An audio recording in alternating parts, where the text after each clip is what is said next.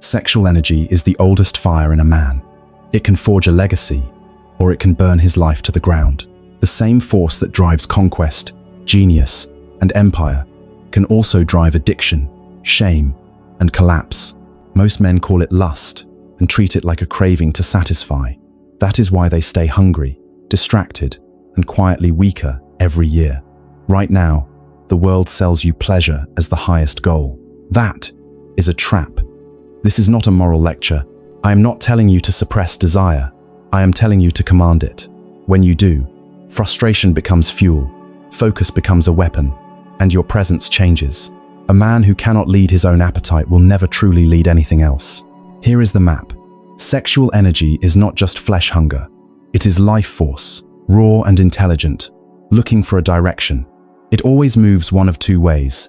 First, the reactive path. You chase quick release. You spend the fire, and you build nothing. You feel lighter for a moment, then dull, then empty, then ready to repeat. Second, the transmuted path. You keep the charge, refine it, and aim it into ambition, creation, will, and decisive action. This is not about guilt. This is about channeling. By the end of this, you will know how to choose the second path and why self-control is real power.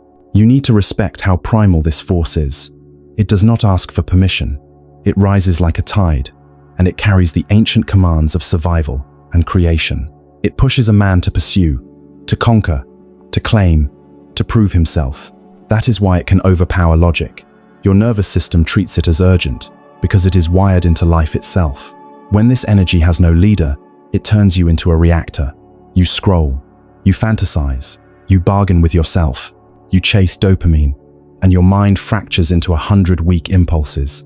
Then the cost shows up.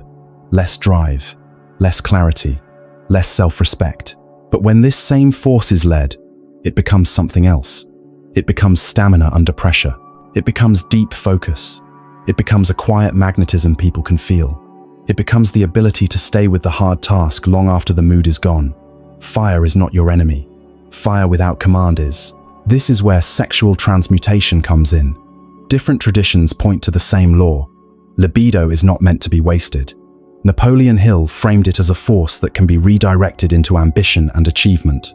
David Dada speaks to the same truth through presence. A man becomes powerful when he can hold intensity without leaking it, when desire deepens his purpose instead of hijacking it. Taoist thought calls it Jing, the vital essence, a limited capital that can be burned unconsciously or refined into strength and clarity.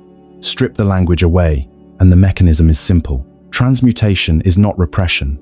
It is not pretending you feel nothing. It is conscious direction. The moment the urge rises, you do not sprint toward relief. You catch the charge. You breathe. You bring it into the body. Then you move it into something that produces value. You train hard. You write. You build. You make the difficult call.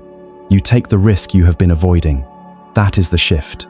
The same pressure that used to drag you downward becomes momentum. Not because you became less sexual, but because you became the commander instead of the servant. Now, separate two things most men confuse. Lust is reactive. It wants the fastest exit from tension. It says, end this feeling now. It reaches for the cheapest stimulus, the quickest release, the shortest path back to comfort, and it always charges interest. A brief high, then a drop, dullness, restlessness, that quiet disgust you try not to name. Refined libido is different. It is still desire, but it is directed. It can live with tension because it knows tension is power when it is held. It does not rush to finish. It converts that heat into focus, into discipline, into long-range hunger for a goal, a craft, a legacy. Here is the test. Lust asks, what can I get right now? Refined libido asks, what can I build that will outlive me? Most men do not lack energy. They lack a channel. Modern masculinity has been drugged with one lie. Pleasure is the highest goal. If it feels good, do it. If it is hard, avoid it. That mindset turns a man into a consumer of sensations, not a builder of outcomes. Pleasure has a place, but it cannot sit on the throne. The highest aim is creative power and self-mastery. Discipline is not denial.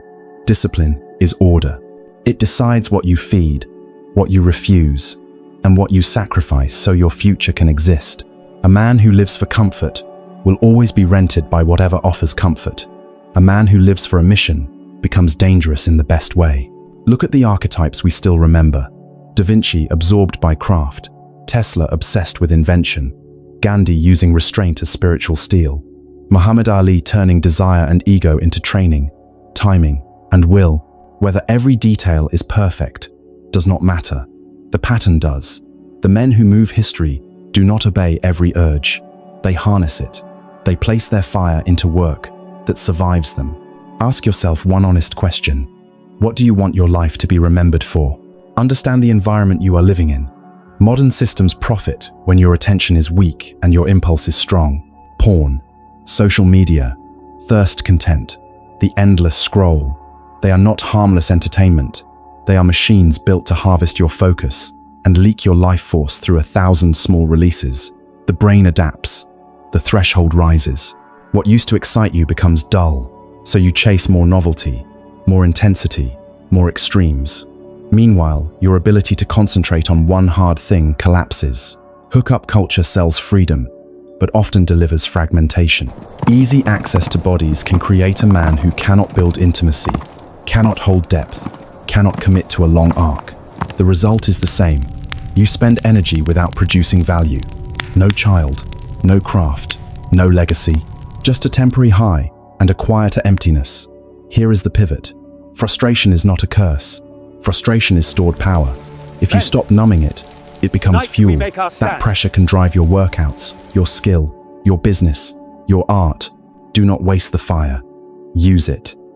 There is another layer most men ignore. Sexual energy is not only personal, it has always been political. Across history, desire has been weaponized as soft power, used to bend kings, collapse alliances, and steer empires without a sword. Think of the legends we still repeat: Cleopatra, Helen of Troy, the courtesans of royal courts, the seductive spies who extracted secrets with a smile. The point is not gossip, the point is pattern. When a man is ruled by appetite, his judgment can be bought with beauty and attention. Today, the palace is digital. Social media is a modern court, and thirst content is mass persuasion. If you cannot see the lever, you will be moved by it. A disciplined man does not fear attraction.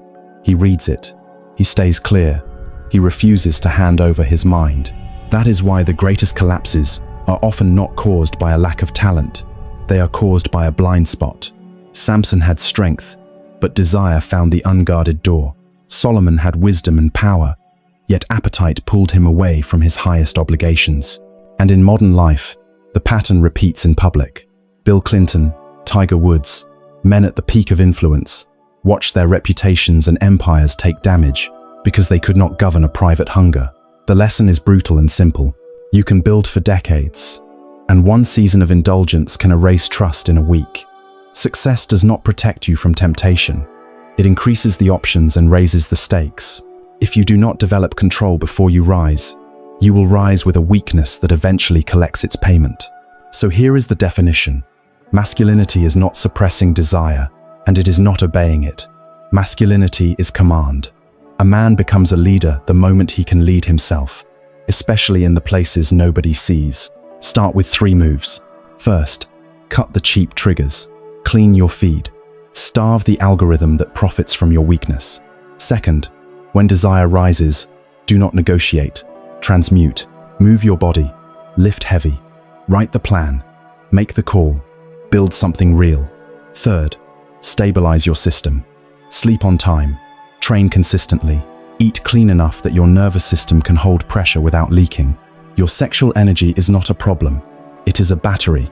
If you waste it, you stay average. If you direct it, your focus sharpens, your presence deepens, and your output multiplies. The man who can govern his appetite can govern his life.